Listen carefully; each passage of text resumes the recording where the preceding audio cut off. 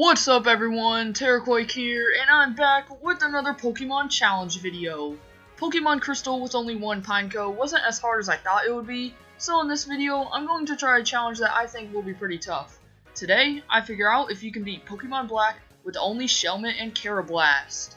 Shelmet and Karrablast are first stage bug types in Generation 5, and they have a pretty interesting background. Their stats are just not that good. Karrablast is slightly better in the attacking category, while Shelmet is a little better in the defensive category. Their move pools are very similar, but they're still relatively diverse. Shelmet has access to moves like Mega Drain, Giga Drain, and Body Slam, which is okay, but he only gets 3 stab moves. Karrablast only gets normal and bug type moves, but he can get TMs like Toxic, Aerial Ace, Energy Ball, and Poison Jab, which should be some nice type coverage. Also, I'm going to start with Shelmet and then catch Karrablast once I get to Driftville City, because you can't get Shelmet until Route 8, which is later on in the game. The Striaton City Gym, Flying type Gym, and Dragon type Gym will probably be hard, Sharon could be tough, and Chantal might be challenging. Speaking of Sharon, there's a lot of rival battles in this game, so if the rival battle didn't give me too many problems, then I'll just quickly mention it and move on. But if it was a hard battle, then I'll describe it. I'm really not sure if I can beat N or Getsis at the end of the game, but I hope I can. Now, here's the reason why grinding will be brutal in this challenge. If you didn't know, in Generation 5, the experience distribution works differently. Basically, the higher the level you are compared to your opponent, the less amount of experience you'll get from the battle. This makes grinding 10 times slower, but hopefully I don't have to grind too much. Alright, time for the good old rules. I can only use Shelmet and Karrablast in battle. I have to catch other Pokemon for HM use only, so they will not be allowed in combat. No items in battle, only Pokeballs, held items, and items outside of battle are allowed. And of course, I won't be using any glitches or exploits. Also, I'm sorry if the game quality looks bad at certain points, or if the frame rate is terrible. This is my first Gen 5 challenge, and I'm still trying to figure some things out. I used the Universal Pokemon Randomizer to replace Snivy with Shelmet. I replaced Snivy so Charon would have Tepig, the hardest starter to fight. This also makes the first gym battle harder since Chili will have Pansear. The first 2 rival fights were pretty easy though, but it took a while to beat them. Shelmet only starts with Acid and Leech Life. Acid is a non-stab special attacking move, and Leech Life is stab, but it's very weak. For now though, they got the job done. I also nicknamed my Shelmet Beef Boss. If you watch the YouTuber known as Professor, then you might be able to see where I'm going with this reference. The first battle with N was pretty easy. He only had a Purloin, which is weak to my Leech Life, so 4 of them did the trick. Right before Striaton City, you have to battle Bianca. Lillipup couldn't do too much damage to me, but it was taking a while to go down, and Bianca did use a potion. It was at this point that I also realized that Leech Life and Acid were doing around the same damage. Eventually, Lillipup went down, and Oshawott was out last. Just like Lillipup, it couldn't do too much damage to Beef Boss, so I kept on spamming Leech Life until I won. In the trainer school, you have to fight Charon. He starts with Tepig, who could have easily killed me, but I guess Charon's AI isn't that good. He hit me with 2 Embers, but then just used Tail Whip for its remaining turns. I'm not complaining about that though. Charon's second Pokemon is Purloin, who I got a critical Leech Life on to win the fight. I decided to try Chili at my current level, even though I know I'm not going to win. He starts with Lillipup, who loves to use Workup, so I take this chance to build up some curses so that my defense and attack was pretty high. After setting up, Leech Life was able to 2-shot Lillipup. Pansear on the other hand has Incinerate. It's a special attacking fire-type move, so my defensive stat doesn't really matter here. All of my moves barely do anything, and once Pansear gets a couple of workups going, he can one-shot Beef Boss. Well, looks like I'm already grinding. I came back 2 levels later, and with 6 curses up. I also had an Oranberry attached to Shelmet just for some extra healing. It was a back and forth battle, but I got Pansear down to red health. Luckily, Chili already used his potion on Lillipup, and with 2 HP left, I took it down with 1 last Leech Life. Just going from level 14 to 16 took a little while, so I'm very happy that I was able to win this battle. It's already time for the 3rd battle against Charon, and I keep forgetting that he starts with Tepig, which is sort of scary. But once again, Tepig only attacked me twice. Acid still wasn't doing as much damage as I was hoping for, but I got a lucky crit with one of them, so it didn't take too long for Tepig to go down. Purloin is next, but since Leech Life is super effective, I take it down with 2 of them. I have a good feeling though that Charon won't be as easy later on in the game. Oh no, Team Plasma stole a Pokemon. Too bad they ran into a dead end. Anyways, time for a battle with N. His Pidove only used Growl, and then I got a critical acid to take it down. Next up was Timepole, Timpole, however you pronounce it. I just easily took it down with 2 Mega Drains. Last up was Timber, and even after lowering my defenses, its fighting type attacks weren't doing much damage, so a few Mega Drains finished it off. Time for Lenora, but I just barely got past her Herdier. Struggle Bug and Mega Drain were hardly doing anything, and Herdier's takedowns were doing a lot of damage. Once I got to Watchog, I only had 6 HP remaining, so it easily killed me. That was a great first attempt. On my next attempt, I stacked up 6 curses, which allowed me to get to Watchog with a lot more health. It put me to sleep 3 different times, but I kept on going for Mega Drain, which kept my health around the same area because Watchog's attacks weren't doing much. Eventually, Watchog did go down, and I got the second gym badge. In the Pinwheel Forest, you have to do this whole Team Plasma side quest, and you meet one of the 7 sages. You know, it wasn't until very recently that I figured out that these 7 sages actually had names. I guess I never really paid attention to them. Anyways, in Castelia City, okay, really? More Team Plasma junk? Get this! Nobody cares about your long speeches! Anyways, time for Berg. And her Whirlipede completely walled me. It resists all of my moves, and Curse won't really help me in this battle since I don't have any physical attacks. Eventually, Whirlipede whittles me down with Poison Tail and Struggle Bug, so I definitely need to do some leveling up. Finally, at level 40, I learned Body Slam. I easily 2-shot the Whirlipede and took down Dwebble with 2 Giga Drains. Last up was Leavanny, which could barely do any damage to me, but Berg used 2 Hyper Potions on it. In the end though, I still killed it. I tried this battle at level 35 and level 37, but I could never get past Whirlipede. This battle has officially made me hate Berg. I mean really, 2 Hyper Potions on your garbage Leavanny. Anyways, I got the 3rd gym badge. After that, Bianca was a breeze, you know, since I'm now level 40. Stupid bird. And I forgot to record for most of the Charon battle, but it was also easy. His Pignite was the only one that put damage on me, so I was able to beat him. In Nimbasa City, it was time for the 3rd battle against N. First up was Sandile, but I just one-shot it with a Giga Drain. Darumaka went down with 2 Body Slams, Sigilus suffered the same fates, but Scraggy was being stubborn. He used a Swagger, and I hit myself 2 turns in a row. I ended up going all the way down to 49 health, but then 1 more Giga Drain killed it. Time for the 4th gym battle against Elisa. I dealt some good damage to her first Emolga before it used Volt Switch. Elisa used both of her Hyper Potions on her second Emolga, which I wasn't too mad about since it wasn't her Substrika. She used Volt Switch again, but that just made her other Emolga come out and die.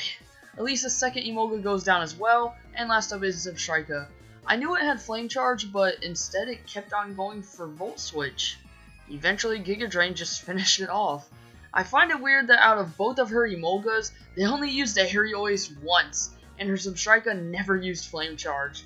I guess I got a little lucky in this battle. Outside of Nimbasa City, Charon wants to battle, once again. Liepard went down with 2 Struggle Bugs, and Tranko went down with a Body Slam and Giga Drain. Because of the Torment, I had to waste a turn using Giga Drain on Pignite, but it didn't matter too much. His last Pokemon was Pansage, but it died to a Struggle Bug and a Body Slam. Once I got to Driftville City, I headed northwest to Route 6 to catch Karrablast. Now I have Shelmet, a really good defensive Pokemon, and Karrablast, a really good attacking Pokemon. I also nicknamed Karrablast Tommy. If you watch Professor, then you probably get the reference. Oh, and also, Team Plasma's in Driftville City. I guess they're in every single freaking city now. Alright, time for Clay, the 5th gym leader. He started with Krokorok, but since it's weak to bug types, 1 Bug Buzz did the trick. Clay then went straight to his ace, Excadrill. I decided to set up on some curses so that I could take his Rock Slides and Slashes. I then started to spam Giga Drains, but they weren't doing too much damage, and Clay of course had 2 Hyper Potions. However, since Curse rose my attack as well, Body Slam was doing some great damage. I'm surprised that it did so much damage considering my attack isn't good, and Excadrill is a Steel type. Anyways, Excadrill did go down, and last out was Palpitoad. I knew it would outspeed Beef Boss, so I switched to Tommy, and 2 Bug Buzzes killed it. By the way, this was my second attempt at this battle because in the first one, I decided it was a good idea to not use Curse. After that, Bianca was a breeze, and then I went through the Chargestone Cave, only to find N waiting at the end. First up was Boldor, who hung on because of his sturdy ability, but it only used Iron Defense, so I finished it off with a headbutt. Joltik went down with 2 slashes, Feral Seed died to a Bug Buzz and X-Scissor, and Clink got taken down by 2 X-Scissors. Dang man, Tommy's a beast right now! Before taking on the 6th gym, I had to climb up a spooky tower. Guys, I did not feel safe in there. Anyways, time for Skyla. Swoobat wasted its time using Amnesia, so I just one-shot it with X-Scissor. Unfazant was pretty annoying to take down though. I kept on spamming Slash, but Skyla kept on using Hyper Potions. Because it took 3 slashes to kill, Unfazant always got off at least 1 Air Slash, so Tommy eventually went down. However, Beef Boss came in and finished the job with a Body Slam. Last up was Swanna, the ace on the team. I hit it with a Body Slam as she used Aqua Ring. Swanna then brought me down to 21 HP with an Air Slash, but I paralyzed her on my 2nd Body Slam. That allowed me to outspeed it on the next turn and take it down. Without that paralysis, I would have lost this fight. Man, did I get lucky. Once again, I forgot to record for the Cheren battle, but it was pretty easy. Oh, and by the way, this random dude just jumped off of a cliff. I'm not sure how he didn't break his legs, but okay. Time for Bryson, the 7th gym leader. First up was Vanillish, who just got one-shot by an X-Scissor. I hit his Beartic with another X-Scissor, but then he used Swagger. However, I didn't hit myself, so one more X-Scissor did the trick. Last out was Cryogonal, but I didn't hit myself again, so it went down in one shot.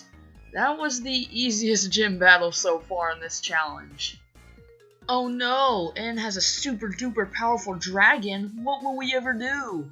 Not gonna lie though, this cutscene is pretty cool. Oh, more Team Plasma junk. And now I'm being given a stone that can awaken another powerful dragon. Why would you trust a random 10-year-old with this? While going to Opelucid City, I destroyed Bianca again. Anyways, time for Drayden. First out was Fracture, who started to use Dragon Dance, so I just bulked up on some curses. Only to have him use Dragon Tail and bring out Tommy. I decided to start using X-Scissor, and it made Drayden use both of his Hyper Potions. Eventually, I took it down with a Slash. I went back out to Beef Boss for his Druddigon, and I started to use Curse again. Only to have him use Dragon Tail again! I just finished it off with a Bug Buzz from Tommy though. Last up was Haxorus, the ace on Drayden's team. But he just used Dragon Dance twice, allowing me to take it down with 2 X-Scissors. That went surprisingly better than I thought it would. Before Victory Road, Cheren wants to battle one last time. Unfazant was out first, but he used some dumb moves like Detect and Taunt, so I easily took it down with a Slash. And then there's Embor. His flamethrowers just absolutely crush both Beef Boss and Tommy. Well, that's nice. 2 attempts later though, and I managed to take down Embor with 2 slashes while only having 38 HP left. Liepard makes a stupid decision by using Taunt, so I one-shot it with an X-Scissor, and Simisage went for a Seed Bomb, but I hung on with 9 health left, allowing me to win the fight with one last X-Scissor. The only reason I beat Cheren was because of some poor AI choices. After going through Victory Road, grinding a bit, and using all of my rare candies, here's my stats and moves. My stats are pretty abysmal, but my movesets are relatively diverse, and I think some of these moves will be the deciding factor in the Elite Four. I'm pretty positive that I can beat Caitlyn and Grimsley, but Marshall and Chantal will probably be brutal. Even if I get past the Elite Four, I'm pretty sure that I'll lose to Energetsis. But there's only one way to find out. I decided to start with Caitlyn, the Psychic-type Master. Reuniclus went down with a single X-Scissor, but Sigilif wasn't the same case. It took an X-Scissor and hit me with a powerful Air Slash. Caitlyn used a Full Restore, but I went Big Brain mode and used Aerial Ace instead, which allowed me to kill it with another X-Scissor without Caitlyn healing Sigilif again. After that, Gothitelle and Musharna both got one-shot by X-Scissor. That's gotta be one of the easiest Elite Four fights that I've ever had. Next up was Grimsley, the Dark-type Master. First out was Scrafty. I hit it with a return, but it didn't do as much damage as I was hoping for. However, on my next turn, I got a critical Bug Buzz to take it down. Liepard hit a weak Fake Out before getting one shot. Bisharp lived an X-Scissor, hit me with a powerful Aerial Ace, but I killed it with another X-Scissor. Last up was Crocodile, and since it had Intimidate, I went to Beef Boss, and he one-shot it with a Bug Buzz, winning us the battle. I decided to go for Marshall, the fighting type master, next. This one took me a couple of tries, but that's because I wasn't using Beef Boss. Once I got a few curses up, Beef Boss was tanking every single rock type attack. It took a while for Throw to go down, but eventually I finished it off with a return. Sock, on the other hand, has Sturdy. This allows him to always get a free shot off no matter what. But, like I said, Beef Boss was super beefy, which allowed me to kill it with the Bug Buzz. Conkeldurr went down with a return in Giga Drain, and Mienshao couldn't even live a single return. This was another battle that went surprisingly better than I thought it would. Last up was Chantal, the Ghost type master. I forgot to record for the beginning of this fight, but it doesn't even matter because I'm not winning it. Cofagrigus didn't have too many problems taking down Shelmet, and even though I was able to kill it with Tommy, Chantal went straight to her ace, Chandelure, who can one-shot me with a Fire Blast. I'm going to grind to level 80, and then come back and just maybe win. I actually came back at level 79, and after setting up a Swords Dance, Tommy was able to take down Cofagrigus with a Poison Jab and X-Scissor. I hit Chandelure with an Aerial Ace, but it barely hung on, but luckily it missed a Fire Blast. Chantal then used 2 Full Restores on it, and after the second one, I got burned. I was still able to kill it, and next up was Jellicent. Aerial Ace did some decent damage, but one Brine took down Tommy. I sent out Beef Boss, who got off a nice Giga Drain before it got disabled by Jellicent's Cursed Body ability. However, I just finished it off with 2 Bug Buzzes. Last out was Golurk, but the best I could do was use Shadow Punch, and once I got off a few Bug Buzzes, I was able to use Giga Drain again to finish it off. 4 down, 2 to go. After N's castle somehow rose from under the earth, all of the 7 sages try to gang up on me, but then one of the coolest cutscenes happens, and all of the gym leaders come out of nowhere, and they're like, "Boy, you best get out of Terrorquake's way." And there's some epic music playing, and yeah, it was pretty sick. Alright, time for N. Oh, never mind. The game forces Reshiram to the front of your party, so give me 1 second. Okay, time to do this battle for real. First up was Zekrom, so I immediately started to bulk up on some curses with Beef Boss. I could take his Fusion Bolts pretty well, and I hit Zekrom with a powerful return. After N used a Full Restore, I hit him with another return, and then my Rocky Helmet finished him off. Kirakosta was out next, but since it had Sturdy, it got off a Stone Edge. It didn't do too much damage though, so I took it down. The best thing I could use on Archeops was Giga Drain, but it didn't dish out that much damage either, so Beef Boss eventually went down. Tommy came in, and with a powered up X-Scissor, he killed the Archeops. I then one-shot his quote-unquote Clink Clang, and then it was time for his real Clink Clang, who I two-shot with X-Scissor. Last up was Vanillux, but since I outsped it, an X-Scissor did the trick. Now, there's only 1 battle left. Time for the final battle against the one and only man himself, Ghetsis. Going into this fight, I knew Shelmet would die right off the bat to his Cofagrigus because I always started out by using Toxic. However, I did manage to get off a couple of Giga Drains before going down. I sent out Tommy, used Poison Jab, but that left it with a slither of health. But you see, this was my plan all along. I used the turn that Ghetsis healed on to get up a Swords Dance. After that, 2 Aerial Aces did the trick. Ghetsis immediately went to Hydreigon, and thank goodness it missed Fire Blast, because that would have ended this fight. I one-shot it with an X-Scissor, and out came Bisharp, but to my surprise, 1 X-Scissor killed it. As a matter of fact, I one-shot Electros, Bouffalant, and Seismitoad to win the battle. That was incredible. Who knew that a little beetle bug thing could beat Ghetsis almost single-handedly? That was insane. I can't believe that it came down to an 85% accuracy move missing for me to win. I'll say it again, that was insane. Well, I've beaten Pokemon Black with only a Shelmet and Karrablast. I think if I started with Karrablast, then the beginning portion of the game would have been easier. But hey, I'm always up for a challenge. A lot of things did surprise me in this run, like how I beat Skyla and Drayden on my first try, and how I had to get to level 40 just to beat the 3rd gym. I really enjoyed doing this challenge though, especially since Generation 5 is one of my favorites. For my next challenge, I'm going to go back to the Kanto region and play through Pokemon Fire Red. However, I'm not sure which Pokemon I'm going to use yet.